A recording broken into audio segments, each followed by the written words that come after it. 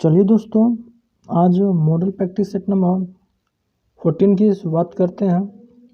पहले जीके का क्वेश्चन है 26 नंबर से शुरू करते हैं। कहा जा रहा है, निम्नलिखित में से किसने प्रतिपादित किया है कि भाग ही सब कुछ निर्धारित करता है, मनुष्य असमर्थ होता है। ये कथन आजीवकों के संप्रदाय के द्वारा कही गई बात है। इसका सही आंसर हो जाएगा आजीवकों। चलिए अगले प्रश्न की ओर बढ़ते हैं। 27 नंबर।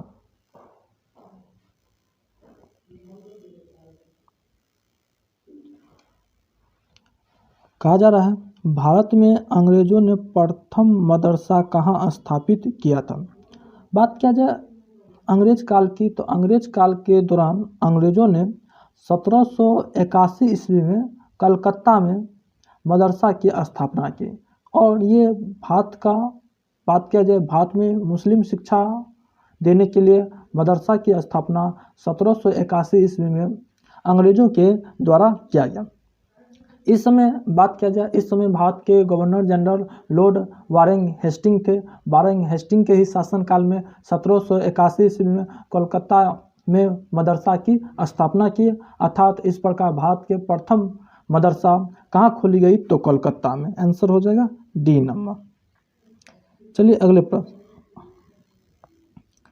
कहा जा रहा है, शेख निजामुद्दीन औलिया शिष्य थे।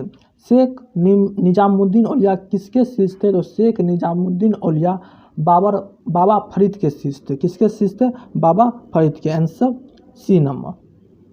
चलिए अगले प्रश्न की ओर। कहा जा रहा है, निम्नलिखित में से किसके पक्षधर नेहरू थे किंतु गांधी नहीं। बात किया जाए, गांधी जी सत्य के प्रति थे, अहिंसा के प्रति थे, अस्पृश्यता के प्रति थे। लेकिन गांधी जी भारी औद्योगिकरण के विचार के समर्थन नहीं थे। लेकिन नेहरू जी इसके पक्षधर थे, इसके समर्थन थे। लेकिन गांधी जी नहीं थे।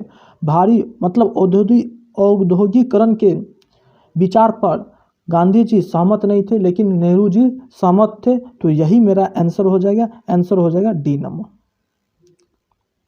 चलिए अगले पर। कहा जा रहा है, प्रायद्वीपीय भारत में क्षेत्रीय मृदा के निम्न प्रकार में से कौन सा। प्रायद्वीपीय भारत कहने का मतलब हो गया दक्षिण भारत। दक्षिण भारत की बात करें तो दक्षिण भारत में सबसे ज़्यादा लाल और पीली मिट्टी पाई जाती है। भारत में टोटल 8 प्रकार की मृदा पाई जाती है, जिसमें से भारत के 18% भूभाग पर लाल या पीली मिट्टी पाई जाती है, जो कि भारत में दूसरे स्थान पर आती है। और दक्षिण भारत के क्षेत्र में लाल और पीली मिट्टी काफ़ी मात्रा में पाई जाती है। और इस मिट्टी में चाय, कॉफ़ी, काजू की खेती की जाती है। इसका सही आंसर हो जाएगा लाल और पीली मिट्टी। प्रायद्वीपीय भारत में क्षेत्रीय मृदा के निम्न प्रकार में से कौन सा है, तो लाल और पीली मृदा। Answer B number. चलिए अगले प्रश्न। तपेदिक कैसे फैलती है। तपेदिक कहने का मतलब हो गया टीबी रोग। टीबी रोग को ही क्षय रोग कहते हैं, क्षय रोग को ही तपेदिक कहते हैं। इन सभी नामों से इस रोग को जानते हैं। तपेदिक रोग की बात करें या क्षय रोग की बात करें या टीबी रोग की बात करें, सब एक ही बात है। ये जो रोग है जीवाणु के कारण होता है। ये रोग जीवाणु के कारण होती है। जीवाणु में से कौन सा जीवाणु, तो माइकोबैक्टीरियम प्लस। तो याद रखिएगा, टीबी रोग कौन से जीवाणु के कारण होती है, मैक्रोट्यूबरकुलोसिस। मैक्रोट्यूबरकुलोसिस जीवाणु के कारण टीबी रोग होती है। और टीबी रोग की बात करें, कोई व्यक्ति खांसता है, थूक फेंकता है, कफ फेंकते हैं, इन सभी क्रिया से टीबी रोग फैलने की आशंका रहती है। और इसी सम्मिलित रूप को बिंदुक संचरण कहते हैं। इसी सम्मिलित रूप को बिंदुक संचरण कहते हैं। ये क्वेश्चन क्रिएट किया गया है, कहीं मिलेगा नहीं। इसका आंसर हो जाएगा ए नंबर। अगला प्रश्न है, रेडियोधर्मिता की यूनिट क्या है। मतलब रेडियोधर्मिता मापने की इकाई क्या है, तो इसका सही आंसर हो जाएगा क्यूरी। और रेडियोधर्मिता मापने की यंत्र होता है गीगर मूलर क्वांटम। चलिए, तृतीय संगम हुआ था। मतलब तृतीय संगम कब हुई थी, कहाँ हुआ था, ये बताना। ये तूतीकोरिन में होता। तृतीय संगम कहाँ हुआ था? तो तुतीकोरिन में। Answer D number. अगला है, हड़प्पा संस्कृति के संदर्भ में शैलकृत स्थापत्य के प्रमाण कहाँ से मिले? स्थापत्य के प्रमाण हड़प्पा सभ्यता के अंतर्गत कोट डीजी से मिली है। कहाँ से मिली है? कोट डीजी से। इसका आंसर हो जाएगा सी नंबर। कहा जा रहा है, हरे कच्चे फलों को कृत्रिम ढंग से पकाने के लिए कौन सी गैस का प्रयोग किया जाता है? देखिए, फल को पकाने की दो विधि है।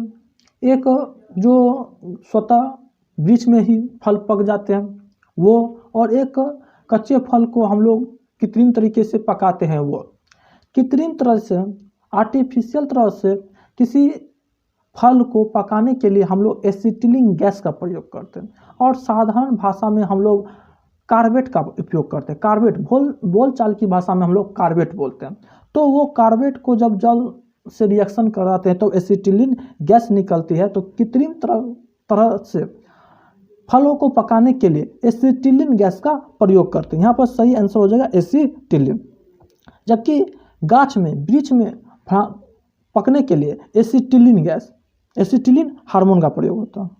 चलिए, एसिटिलीन एक प्रकार का गैस ही है। चलिए अगला क्वेश्चन 36 नंबर क्वेश्चन होगा। 36 नंबर क्वेश्चन कहा जा रहा है, सूचना का अधिकार अधिनियम 2005 के बारे में निम्नलिखित कथन पर विचार कीजिए और उसे चुनिए जो प्रावधानित नहीं है अथवा विशिष्ट रूप से विमुक्त है। इसका सही आंसर की बात करें तो इसका सही आंसर हो जाएगा, आवेदक को जो सूचना हेतु अनुरोध करता है उसे सूचना मांगे जाने के कारण को देना होगा। सूचना अधिकार अधिनियम जब 2005 में लागू की गई, उस समय अगर आप किसी की शिकायत करते हो, कोई चीज़ की सूचना देते हैं तो उस सूचना का कारण देना होगा। कारण क्या है ये आपको बतानी होगी अपने आवेदक में। चलिए बी नंबर। अगले प्रश्न, निम्नलिखित में से कौन सा एक मानव संसाधन विकास मंत्रालय में विभाग नहीं है? बात किया जाए निम्नलिखित में से कौन सा एक मानव संसाधन विकास मंत्रालय में भाग नहीं है, तो इसका सही आंसर हो जाएगा तकनीकी शिक्षा विभाग। 37 नंबर का कहाँ ऑप्शन? 37 नंबर पर होगा। चलिए देखिए दोस्तों, कहता है प्रारंभिक शिक्षा ये था, माध्यमिक शिक्षा भी थे, तकनीकी शिक्षा विभाग ये मानव संसाधन विकास मंत्रालय के अंतर्गत नहीं आता है। आंसर हो जाएगा सी नंबर। चलिए अगले प्रश्न, वित्त आयोग राष्ट्रपति को संस्तुति भेजने में मुख्य रूप से संबंधित है। बात किया जाए वित्त आयोग की, वित्त आयोग एक संवैधानिक निकाय है। इसकी चर्चा भारतीय संविधान के अनुच्छेद 280 में देखने को मिलता है। अनुच्छेद 280 में ही वित्त आयोग की चर्चा की गई। किसकी चर्चा की गई है? वित्त आयोग की चर्चा की गई है। और वित्त आयोग का काम होता है राज्य और केंद्र के बीच आय का बंटवारा करना, राज्य एवं केंद्र के बीच करों के बंटवारा करना, और राज्य को दिए जाने अनुदान के सिद्धांत से, मतलब ये दोनों आंसर हो जाएगा। राज्य के लिए जो अनुदान होती है उसका बंटवारा करना, राज्य एवं केंद्र के बीच करों के बंटवारा करना, ये दोनों आंसर हो जाएगा ऑप्शन डी। नियंत्रक एवं महालेखा परीक्षक की नियुक्ति राष्ट्रपति द्वारा होती है, अपने पद से उसे हटाया जाता। देखिए, नियंत्रक एवं महालेखा परीक्षक की चर्चा भारतीय संविधान की बात करें अनुच्छेद 148 में नियंत्रक एवं महालेखा परीक्षक की चर्चा की गई। ये राष्ट्रपति के द्वारा इसे नियुक्त किया जाता है, पद पर बैठाया जाता है, और इसे हटाने की बात आती है तो इसे संसद के द्वारा हटाया जाता है। संसद के दोनों सदन के संबोधन पर इसे हटाया जाता है, और ये राष्ट्रपति के प्रयास पर तक बैठे रहते हैं। लेकिन जब कदाचार के आरोप साबित हो जाते हैं, अगर किसी प्रकार के कोई विवाद उत्पन्न होती है, तब इसे हटाने के लिए संसद के दोनों सदन में किसी भी सदन में इसे संबोधन कर हटा दिया जाता है। इसका सही आंसर हो जाएगा बी नंबर।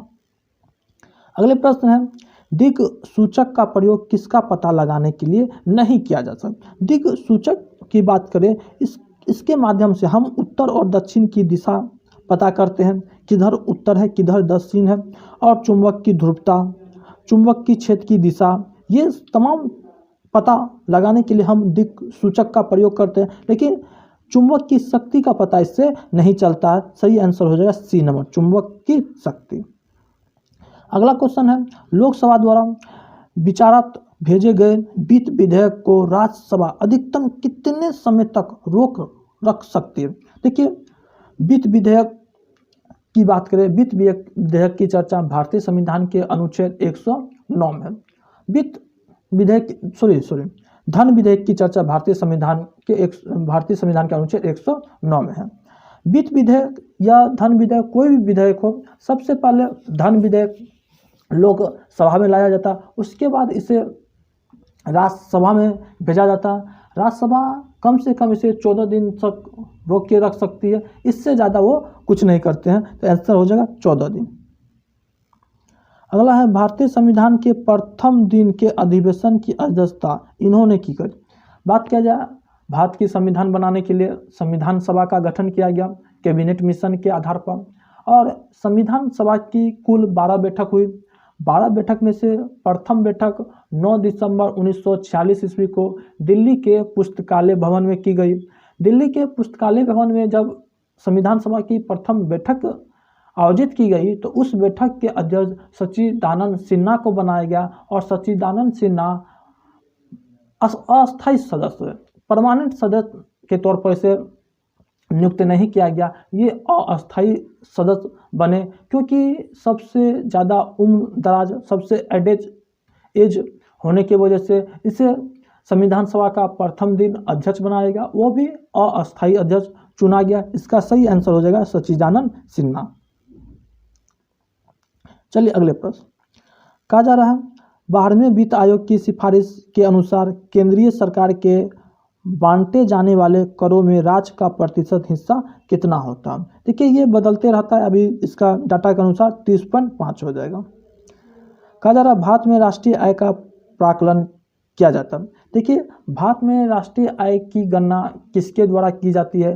भारत की इकोनॉमिक राष्ट्रीय इनकम की गणना केंद्रीय सांख्यिकी संगठन के द्वारा किया जाता है। केंद्रीय सांख्यिकी संगठन की बात करें तो केंद्रीय सांख्यिकी संगठन की स्थापना 1951 ईस्वी में की गई थी।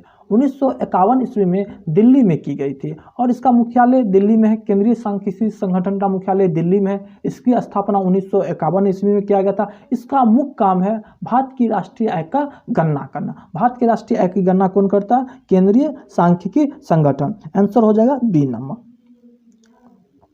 अगला है लोकसभा के अध्यक्ष द्वारा आधिकारिक तौर पर एक राजनीतिक दल अथवा राजनीतिक दल के गठबंधन को विपक्ष की मान्यता देने हेतु कम से कम होना चाहिए। मतलब इस सवाल का पूछने का मतलब हो गया कि लोकसभा में विपक्ष का नेता होने के लिए, विपक्षी दल प्राप्त करने के लिए कम से कम कितने सदस्य होना चाहिए। देखिए, लोकसभा में टोटल 550 सीट मानिए या 545 अप्रोच में मान लेते हैं 545 सीट।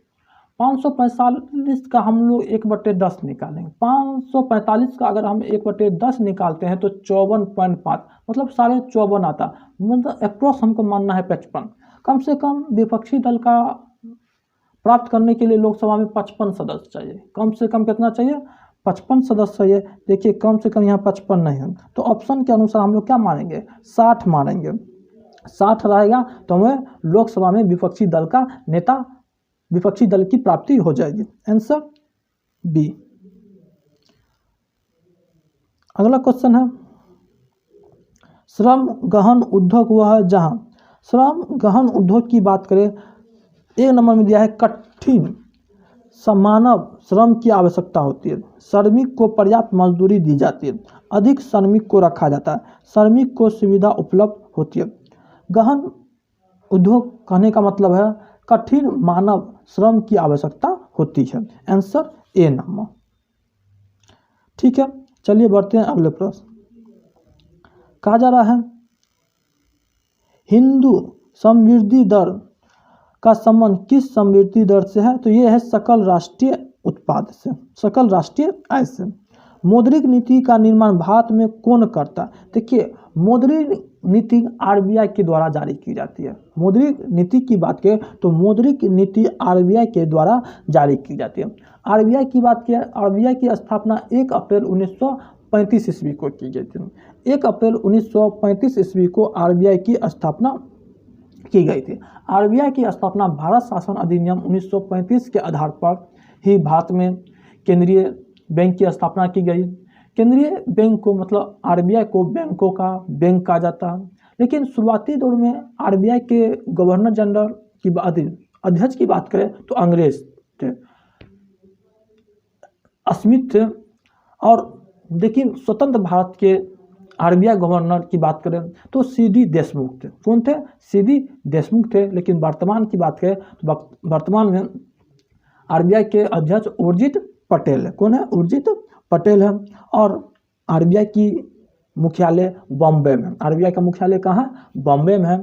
साथ ही साथ एक चीज़ और याद रखिएगा आरबीआई से कि आरबीआई का राष्ट्रीयकरण कब हुआ था। ये क्वेश्चन हर एक एग्जाम में बार बार पूछा गया, तो आपको आरबीआई के राष्ट्रीयकरण याद रखना है। आरबीआई का राष्ट्रीयकरण 1949 ईस्वी में होता। कब हुआ था? 1949 ईस्वी में। तो मौद्रिक नीति निर्माण भारत में कौन करते हैं? तो आरबीआई। Answer B. हम जो लेक्चर देते हैं, क्या कहते हैं, जो हम फैक्ट बताते हैं, उस फैक्ट को आप ध्यान से सुनिए। ज़्यादा हम क्या कर सकते हैं, क्योंकि मेरे पास साधन नहीं, यहाँ पर लिख नहीं सकते हैं, इसलिए बोल के ही हम काम चला लेते हैं। आप सुनिएगा ध्यान से, बार बार ये सब चीज़ आते रहेगा, हम रिपीट करते जाएंगे, बने रहिएगा तो आपका कंप्लीट हो जाएगा। डेली टेस्ट से जुड़े रहिए। चलिए, अदृश्य निर्यात का अर्थ होता, अदृश्य निर्यात का अर्थ होता अलिखित सामान का निर्यात। अलिखित सामान का निर्यात। Answer C number. अगले प्रश्न है, धान के खेतों से निकलने वाली गैस कौन है? देखिए, धान के खेत से कौन सी गैस निकलती? धान के खेत से मीथेन गैस निकलती। कौन सी गैस निकलती है? Methane gas. मीथेन गैस की बात करें तो मीथेन गैस की सर्वप्रथम खोज 1776 ईस्वी में बोल्गा नामक वैज्ञानिक के द्वारा किया गया था। बोल्गा नामक वैज्ञानिक के द्वारा किया गया था। बोल्गा नामक वैज्ञानिक ने ही 1776 ईस्वी में मीथेन गैस की खोज किए थे। देखिए, जब हाइड्रोकार्बन पढ़िएगा तो हाइड्रोकार्बन को दो भागों में बांटा गया, एक संतृप्त हाइड्रोकार्बन, एक असंतृप्त हाइड्रोकार्बन। मीथेन की बात करें, संतृप्त हाइड्रोकार्बन के अंतर्गत आता है एल्केन। तो एल्केन का सूत्र होता है CnH2n+2। अगर मीथेन की संख्या एक होता, मीथेन, इथेन, प्रोपेन, ब्यूटेन, जब आप केमिस्ट्री पढ़िएगा, ऑर्गेनिक केमिस्ट्री, तो उसमें आपको ये चीज़ देखने को मिलेगा। तो फिलहाल हम बता देते हैं, मीथेन की बात करें, मीथेन क्या है? तो एल्केन ग्रुप का सदस्य है और ये संतृप्त हाइड्रोकार्बन है। चलिए, आंसर बी नंबर। ठीक है दोस्तों, अब हिंदी का क्वेश्चन है। हिंदी का क्वेश्चन इसमें होना चाहिए। हाँ, हिंदी का क्वेश्चन है। चलिए, हिंदी के भी क्वेश्चन को देख लेते हैं थोड़ा बहुत, लेकिन समय का अभाव है, जिसके कारण हम हिंदी के प्रश्न को नहीं देख पाएंगे, लेकिन फिर भी प्रयास करते हैं, करवा देते हैं, ध्यान में रहेगा। चलिए, पहला कहा जा रहा है, हिंदी का पहला पत्र है। हिंदी का पहला पत्र था हरिश्चंद्र मैगनीज। हिंदी का पहला पत्रिका कौन था? तो हरिश्चंद्र मैगनीज। हिंदी में आपको याद ही रखना होगा, हिंदी में जो करवा रहे बस उसको याद करके चल जाइए, काफ़ी है। कहा जा रहा है, चिंतामणि किसका निबंध संग्रह है? चिंतामणि की बात करें, ये रामचंद्र शुक्ल का निबंध है। किसका निबंध है? तो रामचंद्र शुक्ल। Answer C. अगले प्रश्न है, काशी नगरी प्रचाराधीन सभा की स्थापना किस वर्ष हुई थी? इसकी स्थापना 1903 ईस्वी में की गई थी। प्रेम सागर किसकी रचना है? प्रेम सागर की बात करें, ये रचना लल्लू लाल जी की है। किसकी है? लल्लू लाल जी की। आंसर हो जाएगा सी नंबर। अगले प्रश्न है, काव्य पाठ में दो पक्ष होते हैं। कहा जा रहा है, काव्य पाठ में दो पक्ष होता है, एक भाव पक्ष, एक कला पक्ष। एक भाव पक्ष, एक कला पक्ष। Answer A number. अगला है, शोषण के आधार पर वर्णों के दो रूप होते हैं। शोषण के आधार पर वर्णों के दो रूप होते हैं, एक सघोष, एक अघोष। आंसर डी नंबर हो जाएगा।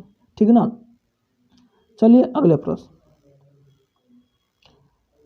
चलिए दोस्तों, इसमें हाँ और क्वेश्चन है, राशि भी है। हमको लगा इस पीडीएफ में बस इतनी क्वेश्चन है, नहीं, आगे है, क्वेश्चन देख लेते हैं।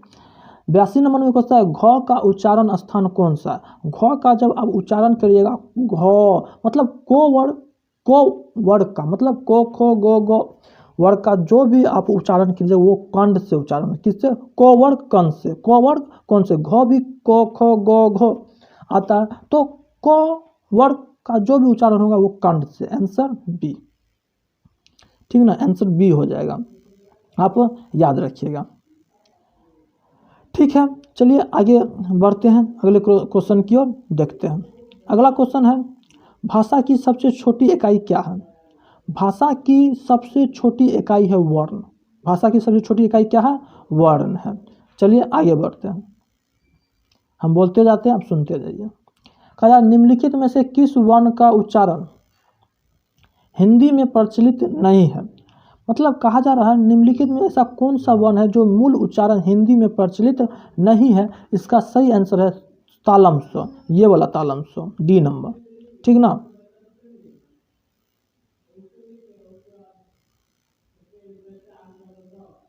कुछ टेक्निकल प्रॉब्लम हो गया जिसके कारण लिखा नहीं रहा, इसलिए हम सिर्फ आंसर बोल रहे हैं। चलिए, निम्नलिखित शब्द में वर्तनी के अनुसार शुद्ध शब्द का चयन कीजिए। मतलब हमको शुद्ध वाक्य चुनना है, इसमें से सही स्पेलिंग किसका है? आप बी नंबर ऑप्शन देखिएगा, वो शुद्ध लिखा आनुषंगिक, आंसर बी नंबर होगा, ठीक है। उसी तरह 86 नंबर में भी आपको शुद्ध वर्ड चुनना है, इसमें से अंताक्षरी का शुद्ध वर्ड क्या होगा आपको बताना है। इसका अंताक्षरी का शुद्ध वर्ड हो जाएगा ए नंबर, अंताक्षरी मतलब ए। शुद्ध वर्तनी का चयन करना, आपको शुद्ध वर्ड चुनना है। अब 87 में अस्पृश्यता की बात किया जाए तो हम पॉलिटी में भी चर्चा किए, इसका सही आंसर हो जाएगा सी नंबर, अस्पृश्यता, आंसर सी नंबर। चलिए 88 नंबर, देव ऋषि का संधि विच्छेद करना। देव ऋषि का आपको संधि विच्छेद करना है, इसका सही आंसर हो जाएगा बी नंबर। कौन हो जाएगा? बी, देव प्लस ऋषि, बड़ा री हो जाएगा। राजा प्लस ऋषि, राजा प्लस ऋषि का होगा राजश्री, क्या हो जाएगा? राजश्री। अत्यधिक का संधि विच्छेद क्या होगा? तो टी बन जाएगा, तो क्या बन जाएगा? टी बन जाएगा, तो अति अधिक हो जाएगा, आंसर डी नंबर। चलिए, कहा जा रहा है निम्नलिखित शब्द में दिए गए विकल्प में से जो शब्द पर्यायवाची नहीं है उन्हें चुन कर लिखिए। मतलब आदमी का इसमें से पर्यायवाची कौन नहीं है, हमको वो चुनना।